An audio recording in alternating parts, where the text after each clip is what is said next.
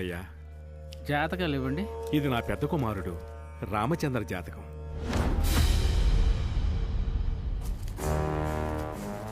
ఏంటి ఇది?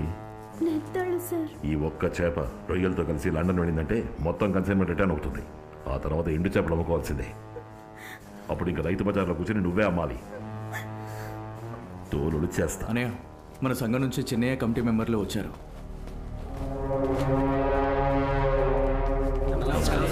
నమస్కారం. రండి. నమస్కారం బాబు. కూర్చోండి. విషయం అన్నయ్యకి చెప్పండి బాబు. వచ్చే నెల మన సంఘ ఎన్నికలు వస్తున్నాయి కదా, అందులో ప్రెసిడెంట్కి మిమ్మల్ని పోటీ లేకుండా ఎన్నుకోవాలని మేము నిర్ణయించుకున్నాం. ఏ సుబ్బారావు గారు ఉన్నారుగా? ఉన్నారు, కానీ మీలాంటి పెద్ద వ్యాపారవేత్తలు ప్రెసిడెంట్గా ఉంటే మన సంఘం స్ట్రాంగ్గా ఉంటుంది కదా. అయ్యా, మన కంపెనీలో 600 మంది కంటే ఎక్కువ పనిచేస్తున్నారు. అందులో 30% వేరే కులం వాళ్లే. అందువల్ల కుల సంఘానికి అన్నయ్య ప్రెసిడెంట్గా ఉండడం అంత బాగోదనిపిస్తోంది. అయినా మన వాళ్ళ మీద మాకు ఎంతో నమ్మకం ఉండబట్టే ముఖ్యమైన పనుల్లో మన వాళ్ళని పెట్టాం. ఏ మీరే ప్రెసిడెంట్గా ఉండొచ్చుగా, ఎవరు కాదన్నారు? ఏంటి నేను ప్రెసిడెంట్గా? ఇలా చూడండి, వేరే ఊరికి